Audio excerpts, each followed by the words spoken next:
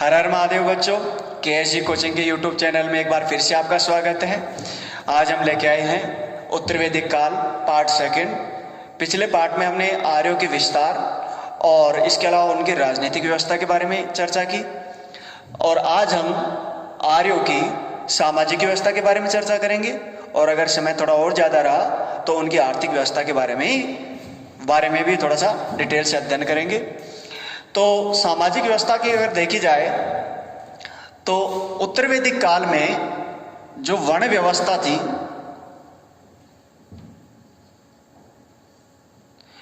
उसमें कठोरता आने लग गई।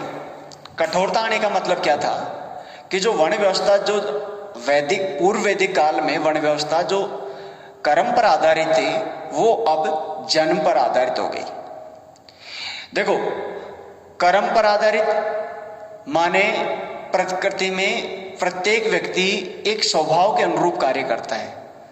जैसे ये कहे कि कोई सतोगुण प्रधान होता है, कोई तमोगुण होता है और कोई रजोगुण होता है, कोई सात्विक प्रवृत्ति का होता है, कोई तामसिक प्रवृत्ति का होता है, और उसी के अनुसार व्यवहार करता है। तो पूर्व वैदिक काल में यह व्यवस्था थी कि जिस मनुष्य का जो स्वभाव है उसके अनुसार उसका व्यवसाय सुनिश्चित किया जाता था। जबकि उत्तर वैदिक काल में क्या होने लग गया कि वर्ण व्यवस्था कर्म की जगह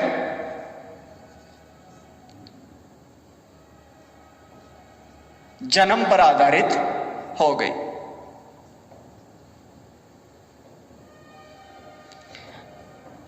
अब इसका मतलब क्या था कि पूर्व वैदिक काल में कोई ब्राह्मण है तो हो सकता है उसके किसी एक पुत्र में सात्विक गुण प्रधान हो और उसका पुत्र ब्राह्मण हो, और दूसरे पुत्र में राजसी गुण प्रधान हो तो उसका पुत्र क्षत्रिय हो, और तीसरे पुत्र में अगर तामसी गुण प्रधान हो तो उसका तीसरा पुत्र क्षुद्र भी हो सकता था। लेकिन वो तीनों एक ही परिवार में रहते थे पूर्व वैदिक काल में, और क्षुद्र ब्राह्मण से भी शादी कर सकता था, ब्राह्मण क्षत्रिय से भी शादी कर सकता था। यानी जो वर्ण व्यवस्था थी इसका कोई औचित्य नहीं था। वर्ण व्यवस्था केवल और केवल कर्म पर आधारित थी, यानी किस व्यक्ति में कौन सा गुण प्रधान है उसके अनुरूप ही वो कार्य करेगा, इसका और कोई मतलब नहीं था। लेकिन उत्तर वैदिक काल में जो वर्ण व्यवस्था थी वो जन्म पर आधारित हो गई। इसका मतलब क्या हुआ कि अगर ब्राह्मण है तो उसके एक बेटे में चाहे सतोगुण हो, चाहे तमोगुण हो और चाहे रजोगुण हो, उसके बेटे ब्राह्मण ही रहेंगे। क्षत्रिय का बेटा क्षत्रिय ही रहेगा, उनमें कोई भी अंतर नहीं किया जाएगा। लेकिन एक चीज तो ये कि ये कर्म पर आधारित थी, ये जन्म पर आधारित थी। अब इसमें होता क्या है कि इसमें ब्राह्मणों का बोला बाला बढ़ गया। ब्राह्मण अपने आप को सर्वश्रेष्ठ मानने लग गए। ब्राह्मणों ने अब चूंकि भगवान की व्याख्या, ब्राह्मण का मतलब क्या है? ब्रह्म, यानी जो ईश्वर को जानता हो, तो ईश्वर को जानने वाला सिर्फ ब्राह्मण रह गया। वो स्वयं के अनुसार ईश्वर की परिभाषा देने लग गया। और एक चीज आप ये समझो कि महात्मा बुद्ध है। महात्मा बुद्ध जंगलों में गया, तपस्या की और उसने सत्य को खोजा। अगर वो अपनी जगह नॉमिनेट कर देता अपने पुत्र राहुल को, तो वो कदापि उस धर्म को उस तरीके से नहीं चला पाता। क्यों? क्योंकि वो जन्म आधारित है, वो कर्म पे आधारित नहीं है। वो उस जैसे जंगलों में भटका नहीं, इसलिए उसको सच्चा नॉलेज नहीं। अब यहां क्या हो गया कि यूं मानो कि एक ब्राह्मण है और उसे ईश्वर का सच्चा ज्ञान है। कोई भी आदमी उसके पास जाता और अगर उसे कहता कि आपने ईश्वर देखा है, तो ब्राह्मण कहता हाँ देखा है। और अगर कोई व्यक्ति इस बात पे जिद कर लेता कि मेरे को ईश्वर दिखाओ, तो उसको दर्शन भी करवा देते। अब ईश्वर दिखाने का मतलब ये तो नहीं था कि आप साक्षात किसी आदमी को दिखाओगे, लेकिन यहां क्या होता था कि साक्षात्कार के माध्यम से आप वो तर्क ठोस तरीके से रख देता था ब्राह्मण कि कोई भी आदमी इस बात को सहज ही मान लेता। जैसे आपने या मैंने तो नहीं देखा, कि गांधी जी पैदा हुए थे, लेकिन ठोस तार्किक तरीके से समझा देता था। लेकिन अब ब्राह्मणों के जो पुत्र होते थे उनमें वो तार्किकता तो थे नहीं। क्यों? क्योंकि वो जन्म आधारित थे। तो अब वो ईश्वर की व्याख्या अपने हिसाब से करने लगे। जैसे जैसे परंपरागत रूप से ये कही आ रही थी, चली आ रही थी बात कि ईश्वर कण कण में है। तो ईश्वर कण कण में है, तो कोई भी आके कहेगा कि भगवान का है तो वो कह देते कण कण में है। तो वो आदमी कहेगा कि साहब पत्थर में, हाँ पत्थर में, पूजा कहाँ करूं, पत्थर की पूजा कर लो। तो अब यहाँ पत्थर पूजा ऐसी चीजें प्रचलन में आ गई। यहीं पे एक क्वेश्चन बना, शायद 1997 या 2001 यूपीएससी आईएएस में पूछा गया था प्री में कि पूर्व वैदिक कालीन, प्रश्न मैं आपको बोल देता हूं, लिखने की जरूरत नहीं है। पूर्व वैदिक काल में धर्म की मुख्य विशेषता थी। पूर्व वैदिक काल में धर्म की मुख्य विशेषता थी। और पूर्व वैदिक काल अगर आपने मेरे पास पढ़ा है तो उसमें मैंने आपको बताया पूर्व वैदिक काल की धर्म की मुख्य विशेषता ये थी कि वो किसी फोटो की, किसी मूर्ति की पूजा नहीं करते थे। वहां केवल और केवल प्रकृति पूजा चलती थी। क्या विशेषता थी? प्रकृति पूजा। क्लियर? ये इसका आंसर था। लेकिन उत्तर वैदिक काल में अगर आप पूर्व वैदिक काल की, एक मिनट इसकी व्याख्या करता हूं। पूर्व वैदिक काल में आप देखोगे तो भगवान सूर्य की पूजा कर रहे हैं। मैंने कहा था कि तीसरे मंडल में, गायत्री मंडल में जो गायत्री मंत्र का उल्लेख है ऋग्वेद के तीसरे मंडल में। इसके अलावा सोम देवता की पूजा कर रहे हैं, अग्नि की पूजा कर रहे हैं, वायु की पूजा कर रहे हैं, इंद्र की पूजा कर रहे हैं, वरुण की पूजा कर रहे हैं, पर्जन्य की पूजा कर रहे हैं। जो कोई भी है, नदी, पर्वत, पहाड़, सब कुछ प्रकृति की पूजा हो रही। लेकिन उत्तर वैदिक काल में यहां जो पूजा व्यवस्था है, जो धार्मिक व्यवस्था है, उसका स्ट्रक्चर थोड़ा गड़बड़ा जाता है और यहां व्यक्ति विशेष की पूजा होने लग जाती है। तो ये एक अंतर था। तो जन्म की जगह किस पर आधारित हो गई? कर्म पर आधारित हो गई। और इससे किसका महत्व बढ़ गया? इससे ब्राह्मणों का महत्व बढ़ा। और ब्राह्मणों का महत्व बढ़ा तो ब्राह्मणों ने यज्ञों को जटिल बना दिया, यज्ञ को जटिल बना दिया। अब ब्राह्मण, पूर्व वैदिक काल में क्या होता था कि शूद्र भी यज्ञ कर लेता था स्वयं ही, क्षत्रिय भी यज्ञ कर लेता था और ब्राह्मण भी रोज अपने घर में स्वयं यज्ञ करते थे। और उसके जैसे आप रोज पूजा पाठ करके फिर घर से निकलते हो, वैसे पूर्व वैदिक काल में किया जाता। लेकिन उत्तर वैदिक काल में ब्राह्मणों ने अपनी सर्वश्रेष्ठता सिद्ध करने के लिए इसको एक व्यवसाय के रूप में चुना और जो यज्ञ विधि थी उसको जटिल बना दिया और सामान्य जन के लिए निषिद्ध कर दिया। दूसरी चीज, जो चारों वर्ण थे, चारों वर्ण कौन कौन से थे? ब्राह्मण, क्षत्रिय और वैश्य, और चौथा था शूद्र। तो ये जो चारों वर्ण थे,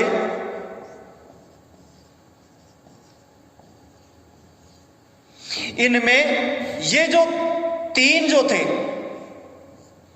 ब्राह्मण, क्षत्रिय और वैश्य, ये तीनों द्विज कहलाते थे। द्विज।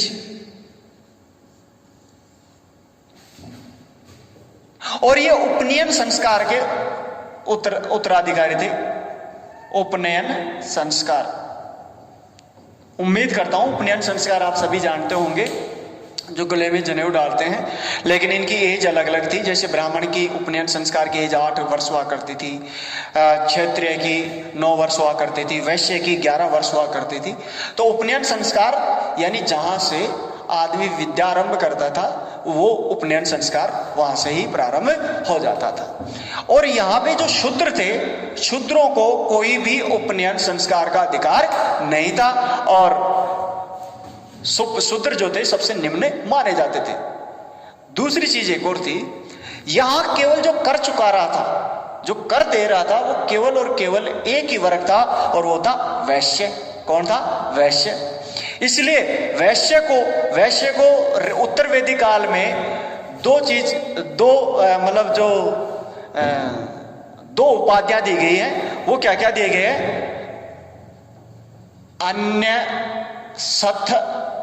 अन्यसत और दूसरी दी गई है अन्य श्याध। अन्यशत और अन्यशात। अन्यशत का मतलब क्या होता है? दूसरे को बलि देने, दूसरे को बलि देने वाला, दूसरे को बलि देने वाला। और बलि का मतलब क्या रहेगा? कर, टैक्स देने वाला। और अन्यशात का मतलब क्या होता है? अन्यशात का मतलब होता है दूसरे द्वारा भोज्य, दूसरे द्वारा भोज्य या दूसरे द्वारा उपयोग में आने वाला। तो दूसरे द्वारा भोज्य और दूसरे द्वारा उपयोग में आने वाला कौन था? वैश्य था।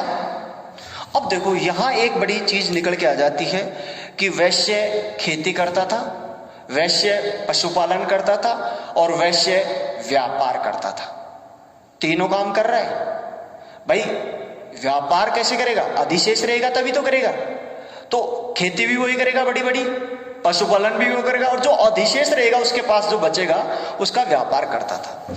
अब इसमें जो इसकी बात की जाए कृषि की, तो कृषि में बहुत मूलभूत परिवर्तन आने लगे जो मैंने कल बताए थे। क्या कि एक तो लोहे की खोज हो गई, लोहे की खोज, लोहे की खोज। देखो ये इंपॉर्टेंट चीज है जो तुम्हें याद रखनी है। कैसे?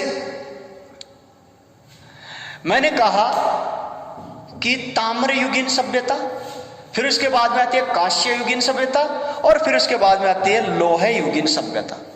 यूपीएससी में, आईएएस में एक बार एक क्वेश्चन पूछा गया था, हालांकि उसमें 3 स्टेटमेंट थे और वो क्वेश्चन थोड़े जटिल तरीके से होते हैं। आपको 2 स्टेटमेंट सही गलत का पता होता है तभी आप क्वेश्चन कर पाते हैं। क्वेश्चन इस प्रकार था, एक तो ये था कि उसमें सिंधु घाटी सभ्यता में लोहे की खोज हो चुकी थी, तो ये तो गलत ही था।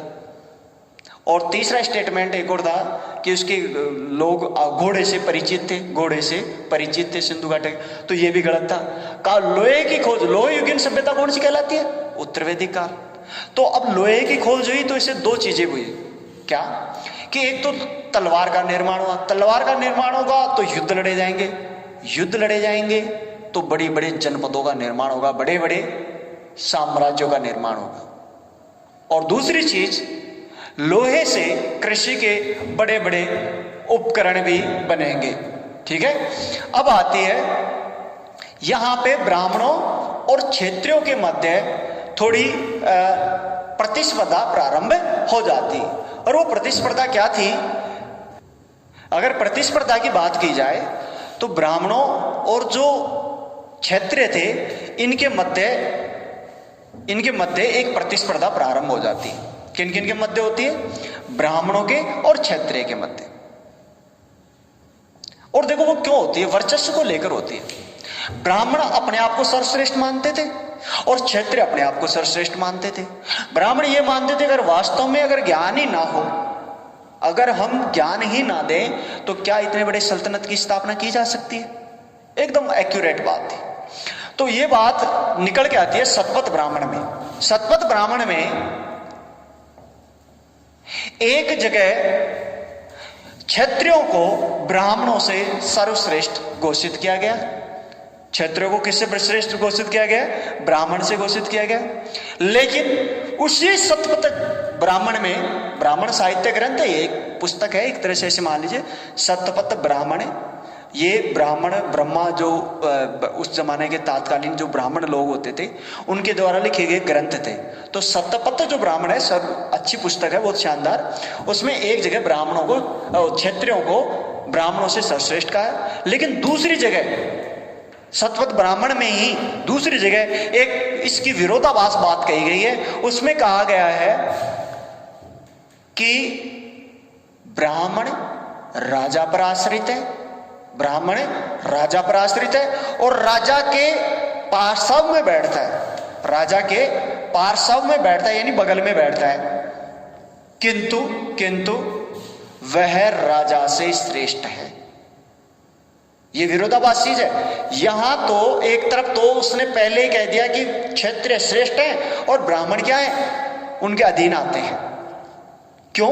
क्योंकि क्षत्रिय ही युद्ध कर रहा है और क्षत्रिय ही सृष्टि की आगे विशाल, उसके आगे विस्तार कर रहा है। लेकिन दूसरी ओर उसी सतपथ ब्राह्मण में ब्राह्मणों को राजा से श्रेष्ठ घोषित कर दिया। और अनेक उदाहरण भी मिलते हैं।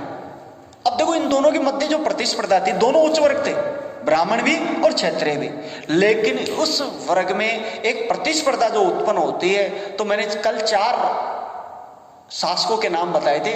उम्मीद करता हूं आपको सभी को याद होगा। पिछले वीडियो में मैंने 4 बड़े दार्शनिक शासकों के नाम बताए थे, जिनके नाम थे राजा जनक, अश्वपति है और जाबाली, पांचाल नरेश जो मैंने बताया था, प्रवाहन, जाबाली, है ना।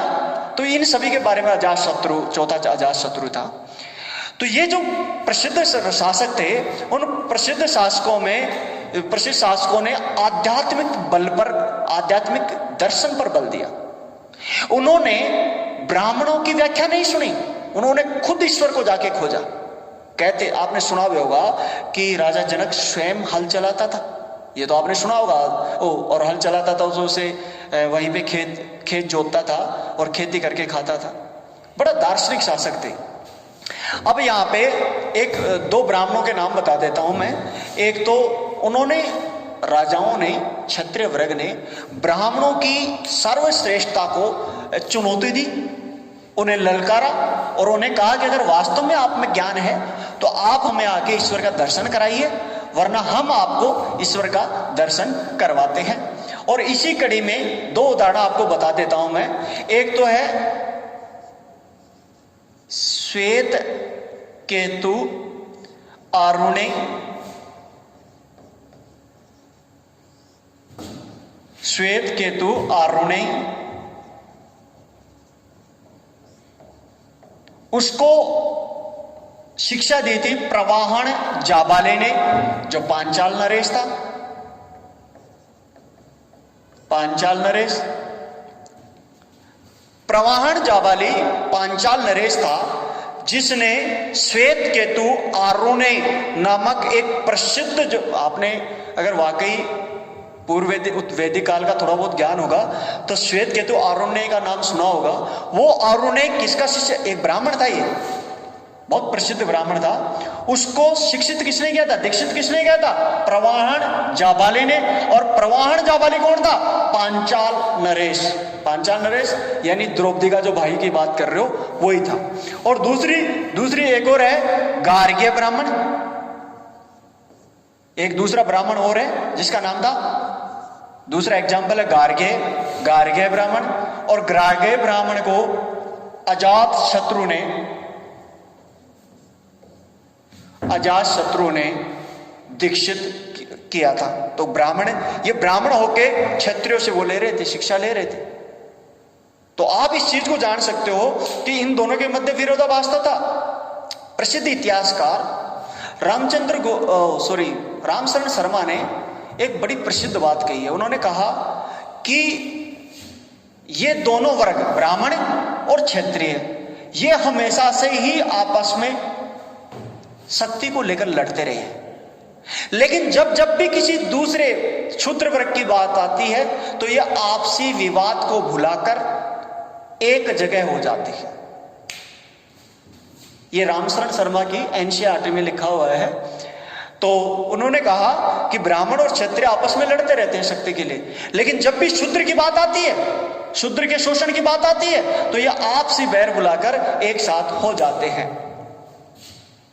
अब एक और एग्जाम्पल मैं आपको बता देता हूं। ऐत्रेय ब्राह्मण, एक ब्राह्मण ग्रह साहित्य है जिसका नाम है ऐत्रेय ब्राह्मण। ऐत्रेय ब्राह्मण में यह कहा गया है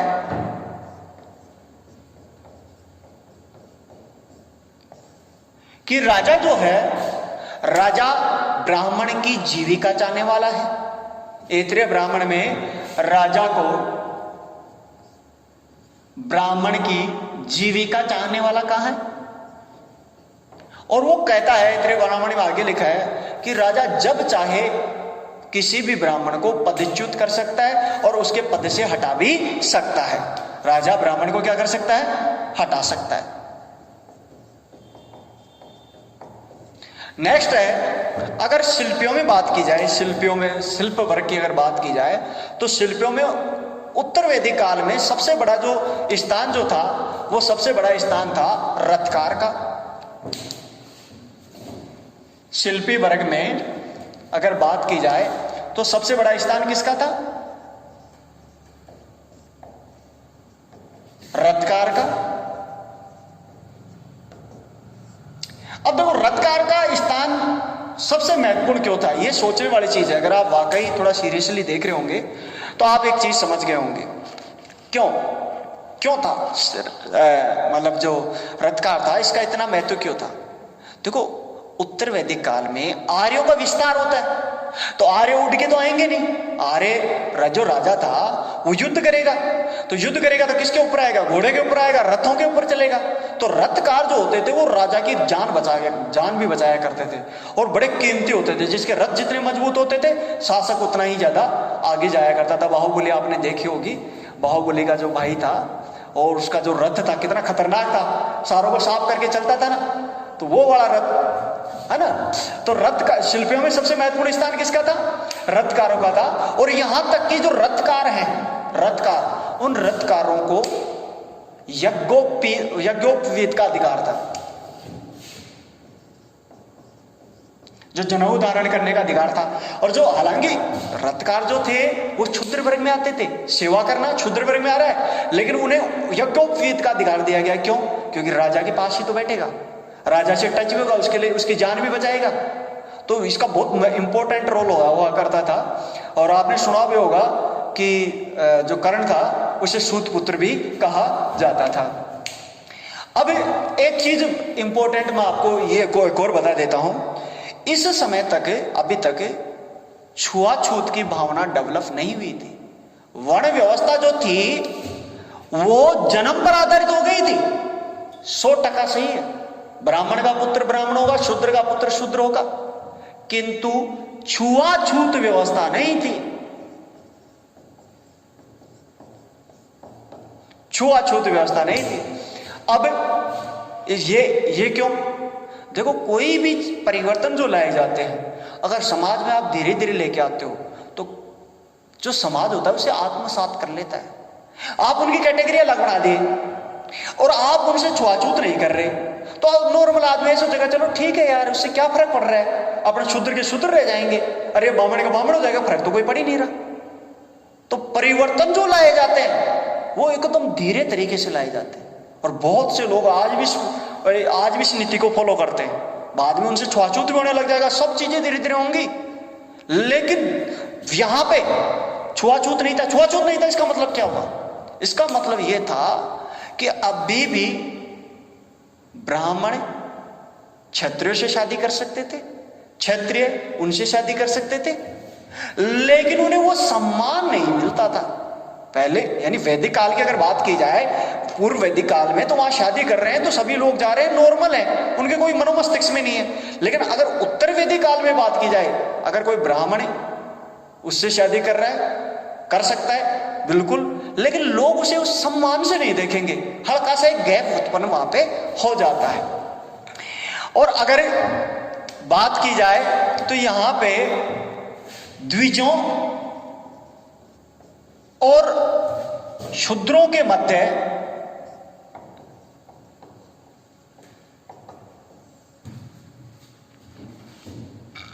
द्विजों और शूद्रों के मध्य एक अंतर, जो एक लकीर थी वो स्पष्ट हो चुकी थी। किंतु तात्कालीन साहित्यों में उस जमाने के कुछ दार्शनिक विचारक ऐसे भी थे जिन्होंने इस बात को अपनी पुस्तकों में लिखा। दो उदाहरण है अपने को, बृहदारण्यक उपनिषद और छांदोग्य उपनिषद। कौन कौन से उपनिषद है?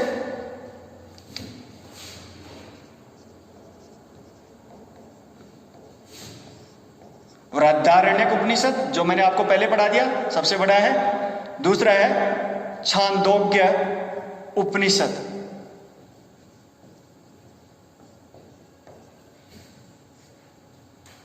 इन दोनों में यह कहा गया, दोनों उपनिषदों में यह कहा गया कि जो ब्रह्मलोक है, ब्रह्मलोक यानी ये इससे इतर जो लोक है, ईश्वर के सामने सभी समान है। ब्रह्मलोक में सभी समान है।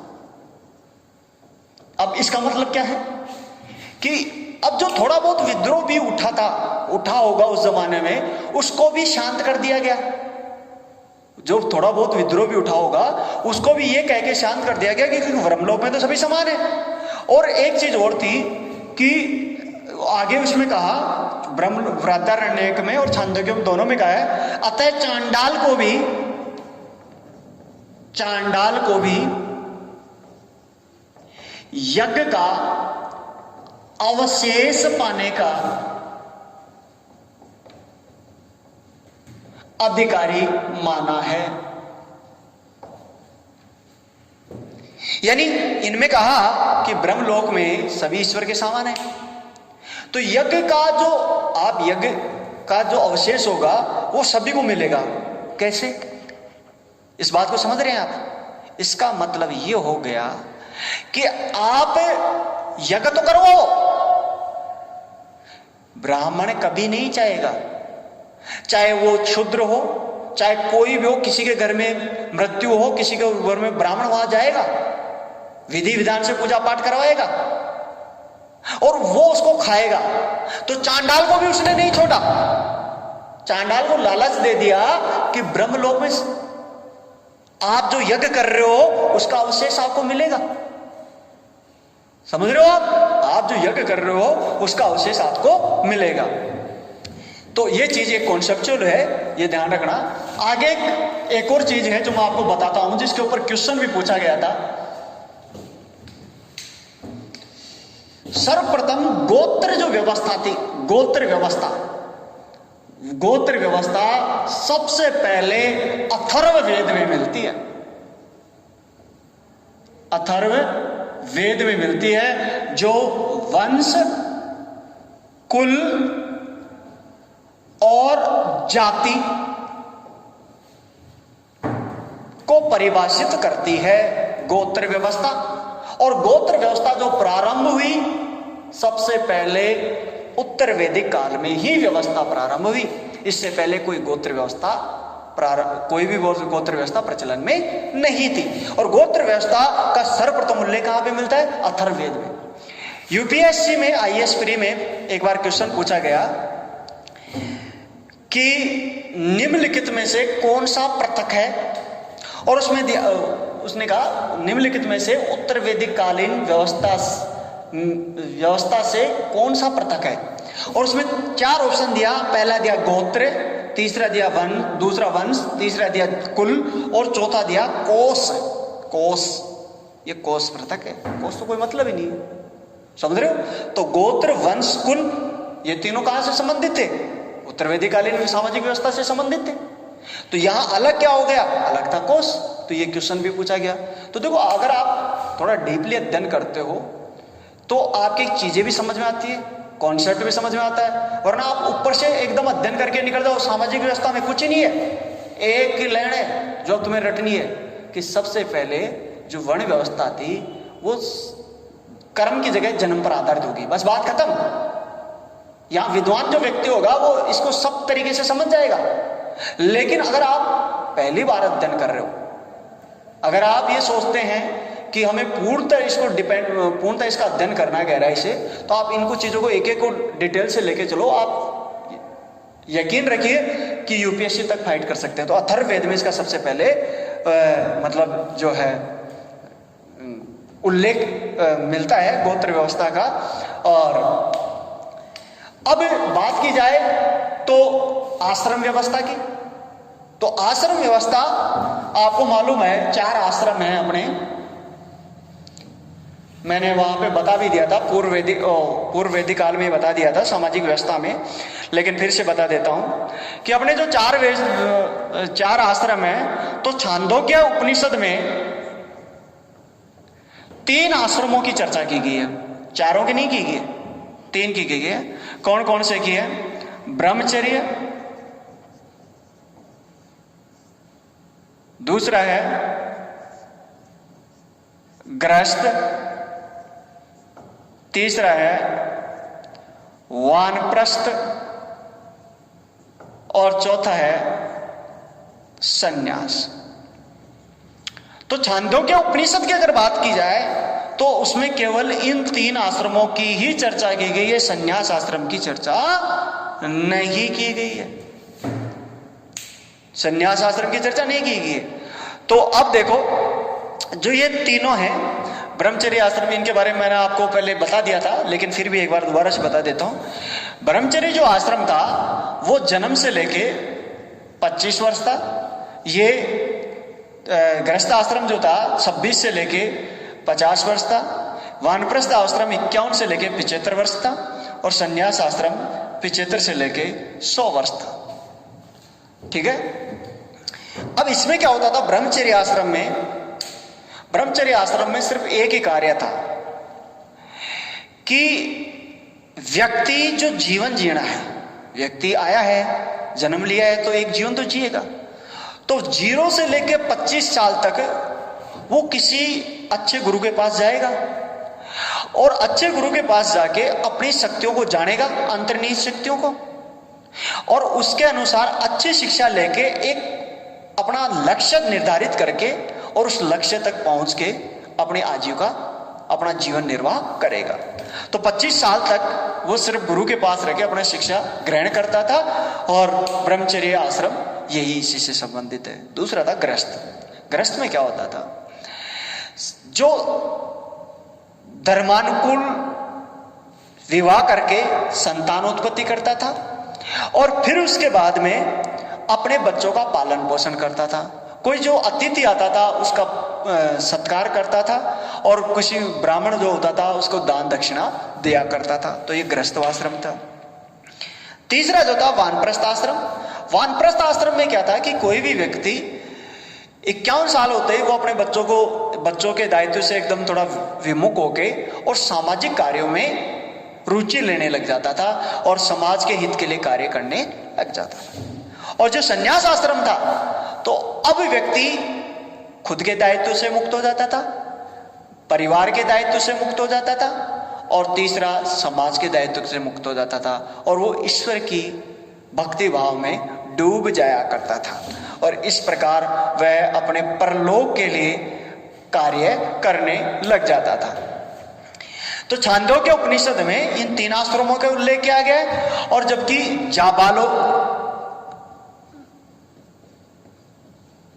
जाबालोपनिषद में 4 आश्रमों का उल्लेख किया गया है। तो एक क्वेश्चन आ सकता है कि सबसे सर्वप्रथम कौन से आश्रम में, कौन से उपनिषद, मतलब कौन से साहित्य में 4 आश्रमों का उल्लेख हुआ है? तो जाबालोपनिषद है। और यह भी आ सकता है छांदोग्य उपनिषद में कौन से आश्रम का उल्लेख नहीं हुआ है? तो संन्यास आश्रम का उल्लेख नहीं हुआ। नेक्स्ट एक और कॉन्सेप्ट है, स्त्रियों की दशा क्या थी। तो देखो, वैदिक काल में हमने स्त्रियों की दशा देखी और वैदिक काल में स्त्रियों की दशा हमने देखी तो हमने देखा कि वैदिक काल में शिक्षा का अधिकार था, वैदिक काल में महिलाएं स्वच्छंद थी, बड़ी बड़ी विदुषी महिलाओं के नाम मिलते हैं। लेकिन यहाँ उत्तर वैदिक काल की अगर बात की जाए तो महिलाओं की जो स्थिति थी उसमें काफी गिरावट हो गई। और उसमें गिरावट के क्या मतलब अपने को तर्क देखने को मिलता है। पहला जो विशेष तर्क था, उन्हें पैतृक संपत्ति से वंचित कर दिया गया।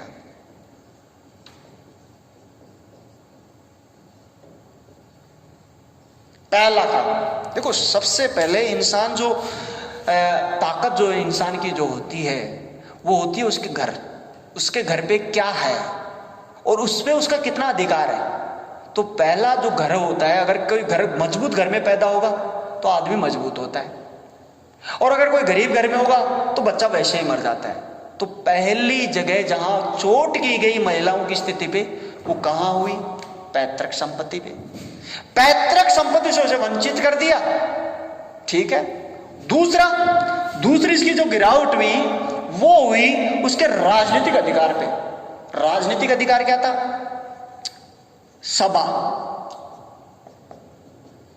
सभा में महिलाएं भाग लेती थी, लेकिन उत्तर वैदिक काल में सभा और समिति दोनों में भाग लेने के लिए प्रतिबंधित कर दिया गया। महिला ना तो सभा में भाग ले सकती थी, ना ही समिति में भाग ले सकती थी, यानी उसके राजनीतिक से अधिकार शून्य हो गए। वो जाके कहीं बोल नहीं सकती। देखो, राजा की 3 महत्वपूर्ण संस्थाएं होती थी। कौन कौन सी? सभा, दूसरी समिति और तीसरी विदत। मैंने कई बार आपको बताई है, तीनों याद रखना। सभा जो होती थी, इसमें बुंजो अवर्ग होता था, बहुत दिमाग वाले लोग बैठते थे, और वो राजा को जब सलाह देते तो राजा उनको इनकार नहीं कर सकता था। और सभा में महिलाएं भी भाग लेती थी, महिलाएं भाग लेती थी, बहुत विद्वान महिलाएं हुआ करते थे, यहां भी उन्हें परिचित।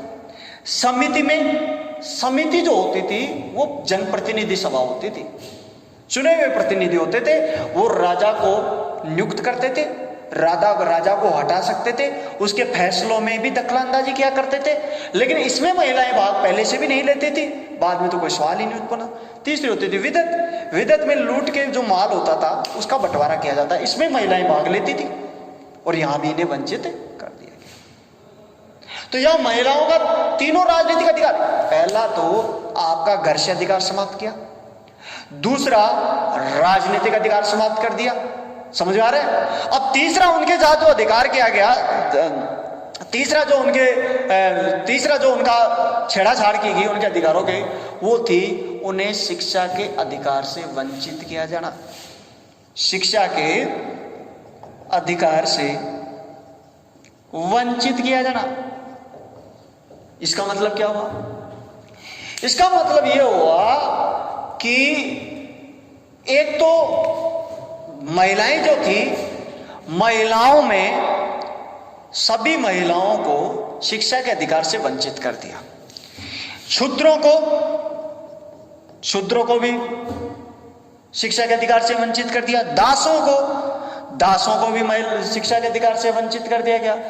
केवल कुछ विदुषी महिलाएं थी, जो कुछ ब्राह्मण बड़े बड़े राजाओं की पुत्रियां हुआ करती थी, या कोई विशेष ज्ञानी पुरुष होता था ब्राह्मण, वो ही अपनी बेटियों को क्या करता था? शिक्षित किया करता था। इसके अलावा शिक्षा का जो अधिकार था वो लगभग आप ये कह सकते हो कि एकदम समाप्त कर दिया गया था। यानी शूद्र, दास, इनको जो महिलाएं थी उनको छोड़कर शिक्षा का अधिकार लगभग सभी समाप्त था। और अगर पांचवी बात की जाए तो महिलाओं को उपनयन अधिकार से वंचित कर दिया। उपनयन अधिकार मैंने आपको पहले बता दिया, शिक्षा से वंचित करना ही नहीं, उपनयन अधिकार जो था वो शिक्षा का ही अधिकार था। उपनयन अधिकार से वंचित कर दिया गया महिलाओं को।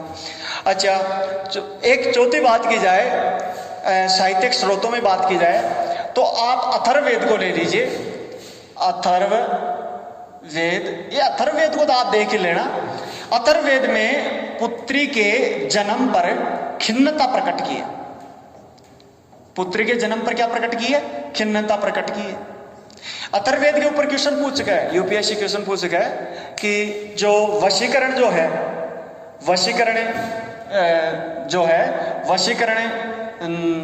और इसको कहते हैं अट्रैक्शन, मोहन विद्या का उल्लेख कहाँ किया गया है? तो अथर्ववेद में किया गया है। मैंने आपको पहले बताया, जब अथर्ववेद पूरा पढ़ाया था, डिटेल से बताया था कि इसमें जादू, टोना, औषधि, दवा, बीमारी, कृषि आदि के बारे में किया गया है। मैंने ये भी बताया था किसी व्यक्ति को मारण मंत्र, किसी व्यक्ति को जीवित करना, किसी को बीमार करना, ये सभी मंत्र जो हैं वो अथर्ववेद में आते हैं। तो एक बार यूपीएससी ने, आईएएस ने क्वेश्चन पूछा गया था कि वशीकरण या जिसको कहते हैं अट्रैक्शन, जिसे क्या कहते हैं मोहन विद्या का अट्रैक्शन का उल्लेख कहाँ है? अथर्ववेद में किया गया है। छठा पॉइंट क्या हुआ कि ऐत्रेय ब्राह्मण, कौन से ब्राह्मण में? ऐत्रेय ब्राह्मण में पुत्री को कर्पण कहा है। पुत्री को क्या कहा है? कर्पण। और पुत्री को समस्त दुखों का घर कहा है। देखो, अब समाज में धीरे धीरे कॉन्सेप्ट आने लगे कि जो गर्ल्स हैं, जो वुमेन है, वो बर्डन है। अब बर्डन होंगी जब आप उन्हें शिक्षा के अधिकार से वंचित कर देंगे। आप वो किसी भी चीज को नहीं जानती, ना वो अपने राइट्स जानती हैं, ना कोई कहेगा तो उसे वो करना जानती हैं, वो दबने की प्रवृत्ति उनमें डेवलप होने हो जाएगी। अरे मैं आपको कहता हूं, आप इतने ज्ञान वाले हो तो मैं आपको चैलेंज करता हूं कि आप उस एक कमरे में बंद करो और उस एक कमरे में, उस चार दीवारी के अंदर रहो, फिर मैं देखता हूं आप कितने बड़े पंडित हैं, आपकी कितनी बड़ी साइकोलॉजी डेवलप होती है। वो एक कमरा जो चार दीवारी मान रखी है ना उसके चारों तरफ, तब उसका दिमाग कितना ही होता है। आप कभी उस चार दीवारी के भीतर रहना 12-6 महीना, आपको कितना नॉलेज होता है फिर पता लगेगा। तो उसे एक चार दीवारी के भीतर वो कर दिया गया। और यहां तक ही एक संहिता है मैत्रायणी संहिता। कौन सी संहिता है? मैत्रायणी संहिता। मैत्रायणी संहिता की अगर बात की जाए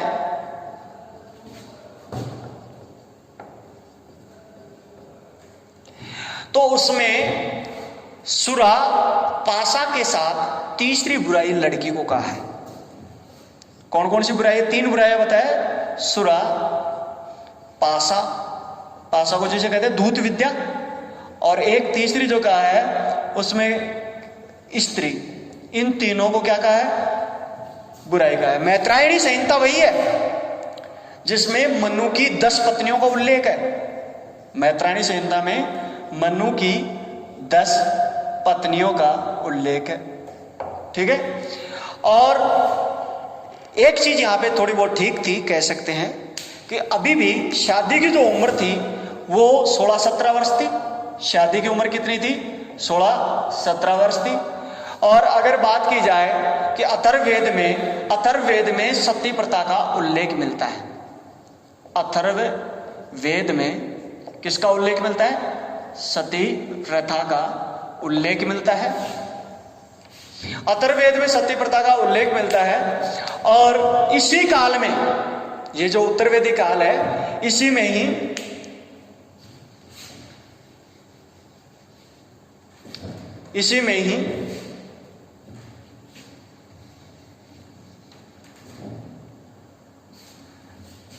जो कौन सा पॉइंट हो गया? 9 पॉइंट हो गया ना, 10वां बहुविवाह की अगर बात की जाए, बहुविवाह, तो बहुविवाह प्रचलन इसी काल में हुआ था। कौन से काल में हुआ था? उत्तरवेदिक काल में। अब देखो बहुविवाह जहां होता है तो बहुविवाह होगा तो जाहिर सी बात है स्त्री की दशा में गिरावट होगी। अगर एक आदमी के 10 औरतें हैं तो वो औरत को एक वस्तु समझ के उपभोग करेगा, क्योंकि औरत की उससे जरूरत कब होगी? जब एक ही औरत हो तब तो उसे जरूरत हो। यहां तो वैकल्पिक है, नो। तो यहां स्त्रियों की स्थिति में और भी ज्यादा गिरावट हो जाती है।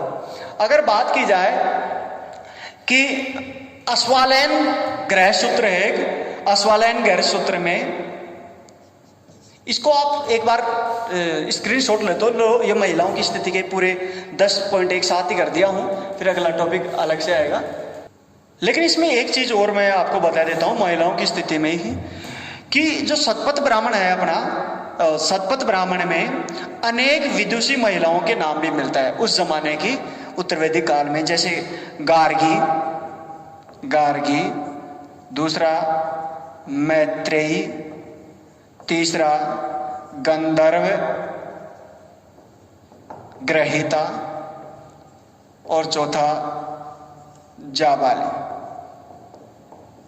तो गार्गी, मैत्रेयी, गंधर्व, ग्रहिता और जाबाली कई बार क्वेश्चन पूछा जा चुका है। और यूपीएससी में प्रश्न पूछा जाएगा कि वह महिला, विदुषी महिला कौन सी थी जो उत्तरवैदिक काल में अनेक ग्रंथों की जिसने रचना की थी। और आपने सुना होगा याज्ञवल्क्य और गार्गी संवाद जो हुआ था राजा जनक के दरबार में हुआ था, और याज्ञवल्क्य को जब उसने पराजित कर दिया लगभग, तो याज्ञवल्क्य ने गुस्से में आके कहा था, ए गार्गी, मैं तेरी शिखा उखाड़ लूंगा।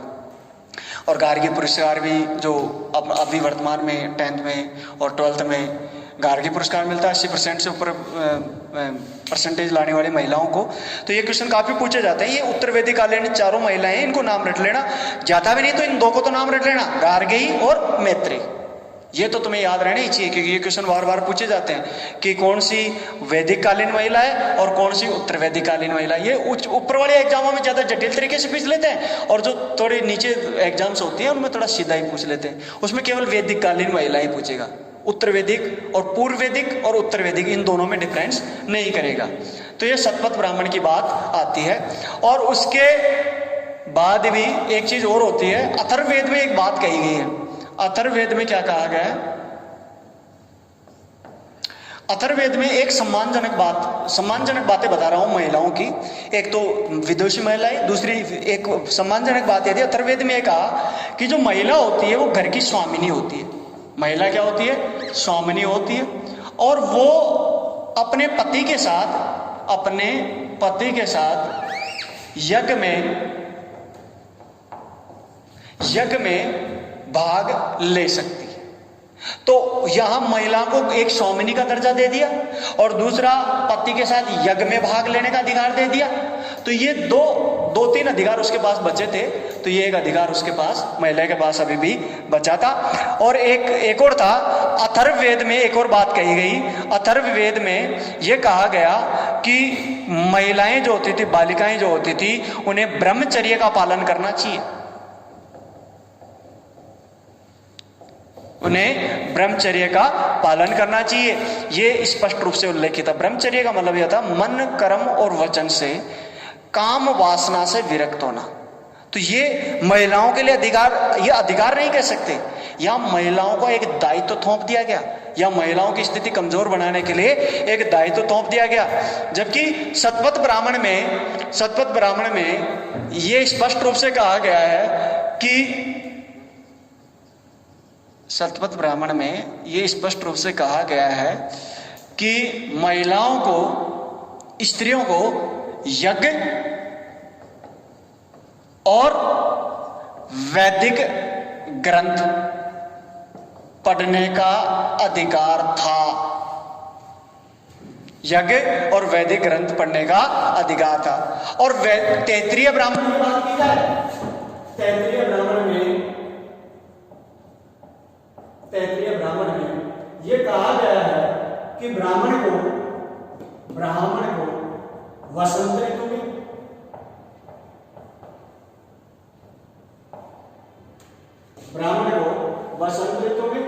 दूसरा ब्राह्मण को वसंत ऋतु में, क्षत्रिय को ग्रीष्म ऋतु में, वैश्य को शीत ऋतु में और शूद्र को वर्षा काल में अग्निहोत्र करना चाहिए।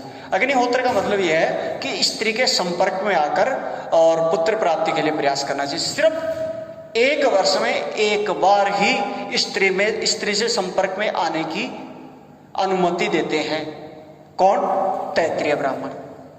तो वो जमाना ये भी था कि स्त्री के संपर्क में आने का एक वर्ष में सिर्फ एक ही टाइम था, वो भी सभी का अलग अलग था। ब्राह्मण वसंत ऋतु में आ सकते थे, क्षत्रिय ग्रीष्म ऋतु में आ सकते थे, वैश्य शीत ऋतु में और शूद्र वर्षा काल में ही आ सकते थे। अच्छा, अगर तैत्तिरीय ब्राह्मण की बात की जाए, ये स्क्रीनशॉट ले लेना पीछे वाला। तैत्तिरीय ब्राह्मण में, तैत्तिरीय संहिता में एक शब्द काम में आया है जो है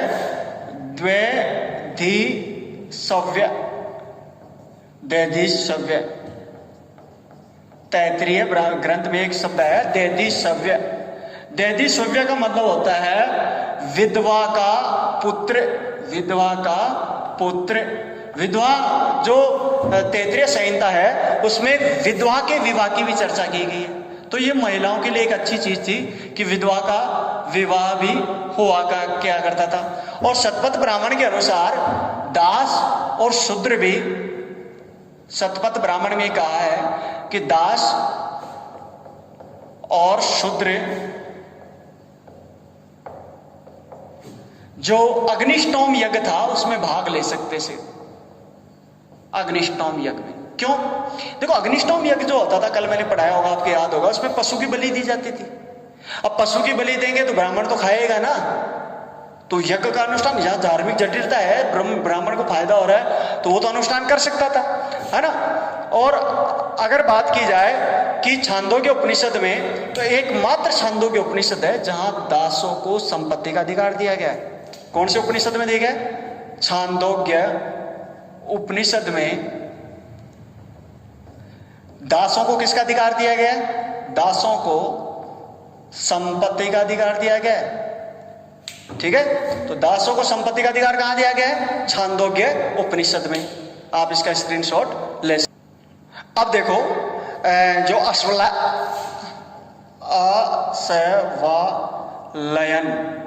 एक ब्राह्मण साहित्य है, अस्वालयन, उसमें 8 प्रकार के विवाहों की चर्चा की गई है। कितने प्रकार के विवाह की चर्चा की गई है? 8 प्रकार के विवाह। 8 प्रकार के विवाह हालांकि मैंने पहले भी लिखा दिए थे, लेकिन मैं फिर से बता देता हूं। एक पहला विवाह जो था प्रजापत्य विवाह, प्रजापत्य जो विवाह था उसमें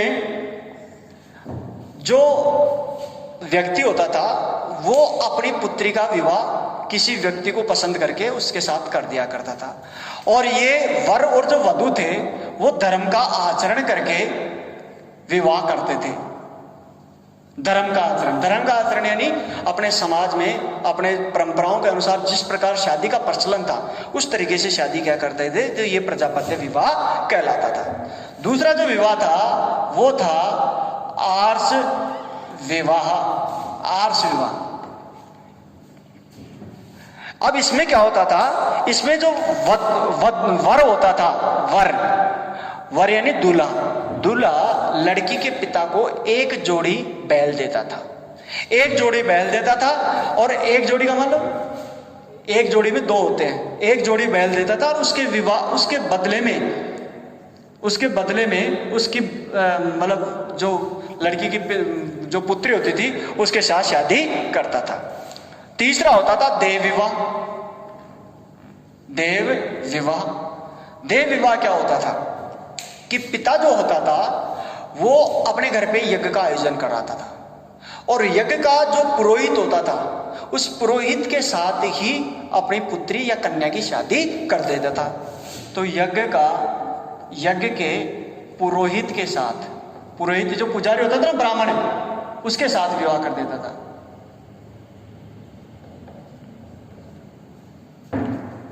और चौथा जो विवाह था उसका नाम था ब्रह्म विवाह में क्या था, इसमें पिता वही वर को ढूंढता था, वर को ढूंढ के और उसके लिए अपनी लड़की के साथ दहेज देता था और दहेज देके अच्छे मतलब खान पान, जैसे आज वर्तमान में जो शादी होती है लड़की को थोड़ा दहेज, लड़की का जो सामान की आवश्यकता होती है, दहेज का मतलब ये नहीं होता था उसे गाड़ी बंगला दिया, लड़के के उपभोग की वस्तुएं देकर उसे विदा करता था। जैसे आप देखते होंगे परंपरागत विवाह में आज भी लड़की को मतलब जो थाली, कटोरी, बर्तन वगैरह ये सभी चीजें देते हैं पिता, ताकि इन फ्यूचर अगर मेरी बच्चे को अलग किया जाता है या उसे संपत्ति से वंचित किया जा सकता है तो भूखी ना रहे। तो ऐसे से जो विवाह किया जाता था दहेज के साथ, ये सर्वोत्तम विवाह माना जाता था। ये उस जमाने का सर्वोत्तम विवाह माना जाता था जो दहेज के साथ किया जाता था। पांचवा जो था गंधर्व विवाह था। गंधर्व विवाह माने तो इसे ये कह सकते हैं, आज के जमाने में जो लव मैरिज जो होती है उसे कहते हैं गंधर्व विवाह। ये प्रेम विवाह था, प्रेम विवाह, लव मैरिज थी। इसमें लड़का और लड़की एक दूसरे को पसंद करते थे और इस प्रकार शादी करते थे। छठा जो विवाह था तो वो था राक्षस विवाह में क्या करता था कि इसमें किसी लड़की को बलपूर्वक उसका किडनैप कर लेते, अपहरण करके बलपूर्वक, और फिर उसके साथ शादी करते थे। जैसे कि आपने देखा होगा अर्जुन ने कृष्ण की बहन का अपहरण किया था और उसके बाद उसकी शादी की थी। तो ये राक्षस विवाह के अंदर आते थे। और महाभारत में अगर बात की जाए महाभारत में, तो महाभारत में इसे क्षत्रिय धर्म कहा है। महाभारत में इसे क्या कहा है, क्षत्रिय धर्म का है। और इसमें किडनैप करके शादी की जाती थी, अपहरण करके शादी की जाती थी। और देखो महाभारत जो युद्ध लड़ा गया वो डॉक्टर रामशरण शर्मा जो हैं, शर्मा जी ये कहते हैं कि महाभारत जो युद्ध था वो उत्तरवेदी काल के आसपास से लड़ा गया, 600 से 900 वर्ष। और अपने जो हिंदू धर्म के जो चारों युग हैं, सतयुग, त्रेता युग, द्वापर युग और कलयुग, ये चारों युगों का इस प्रकार क्रम है। तो ये भी यूपीएससी ने एक बार क्वेश्चन पूछ दिया। अफसोस की बात करेंगे आप कि आईएएस में 1992 में एक बार ये क्वेश्चन पूछ लिया गया कि हिंदू दर्शन के अनुसार जो काल है उनका क्रमबद्ध तरीके से बताइए। तो सतयुग की जगह उन्होंने कृतयुग दिया था, सतयुग नहीं दिया, कृतयुग त्रेता जिसमें भगवान राम पैदा हुए, फिर द्वापर में कृष्ण पैदा हुआ और फिर कलयुग। तो द्वापर जो था वो कृष्ण का महाभारत का काल था, तो वो ये उत्तरवेदी काल ही है। है ना। अब आता है सातवां विवाह। सातवां जो विवाह था उसका नाम था असुर विवाह।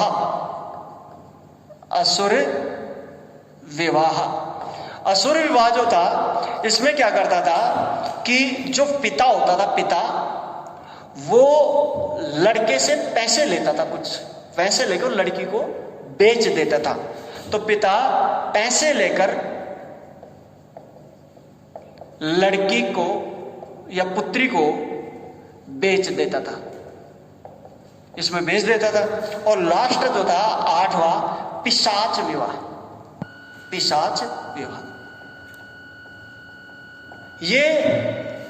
ये सबसे खराब विवाह माना जाता है। जो इसमें क्या होता था, कोई लड़की सो रही होती थी या फिर उसे कुछ पिला के कुछ नशा करवा के और उसे नशीली अवस्था में उसके साथ शारीरिक संबंध बना लिए जाते थे, और फिर उसके बाद में लड़की को उसके मतलब जलील करके और उससे शादी करने के लिए मजबूर किया जाता था। तो ये सबसे निकृष्ट विवाह भी माना जाता है। तो ये जो पहले चारों विवाह हैं वो धर्मानुकूल हैं, और ये जो लास्ट के 4 विवाह हैं ये क्या होते हैं, धर्मानुकूल नहीं माने गए हैं। तो इनका भी आप एक बार स्क्रीनशॉट ले सकते हैं। अब बात की जाए खेलकूद और मनोरंजन की, तो समय समय पर जो जन समूह होता था वो एकत्रित होता था और खेलकूद किया जाता, खेलकूद और मनोरंजन किए जाते थे। खेलकूद और मनोरंजन एकत्रित होकर करते थे। और खेलकूद और मनोरंजन जो एकत्रित होकर करते थे उन्हें कहते थे समाज्या। समाज्या। इस उत्सव को क्या कहते थे, समाज्या। ठीक है, तो इस प्रकार आज हमारा सामाजिक व्यवस्था कंप्लीट हो गया है। नेक्स्ट वीडियो में फिर हम आर्थिक व्यवस्था देखेंगे। और लाइक, शेयर और सब्सक्राइब करें। और आपके जो कमेंट आ रहे हैं उनको भी मैं सीरियसली ले रहा हूं। जैसे कुछ बच्चों ने कहा कि सर एक तो आप थोड़ा तेज बोल रहे हैं इस वीडियो में, तो मैंने कोशिश की है कि बिल्कुल स्लो बोला है इस बार। दूसरा, एक कुछ बच्चों ने यह भी कमेंट किया कि सर आपके वॉल्यूम बहुत तेज आ रही थी, तो इस बार मैंने वॉल्यूम भी थोड़ी धीरे रखी है। तीसरा, धीरे धीरे जल्दी जल्दी बोलने की बात आ रही थी, तो मैंने अब की बार बिल्कुल स्लो किया है। और चौथा, एक और कह रहे थे सर आप पास लिख रहे हो, तो अब की बार मैंने काफ़ी गैप दिया है, लिखने का भी पूरा टाइम दिया है। और PDF आपको टेलीग्राम पे अपलोड कर दी जाएगी। बहुत बहुत धन्यवाद। Thank you. TMKSG आपके साथ हमेशा बनी रहेगी।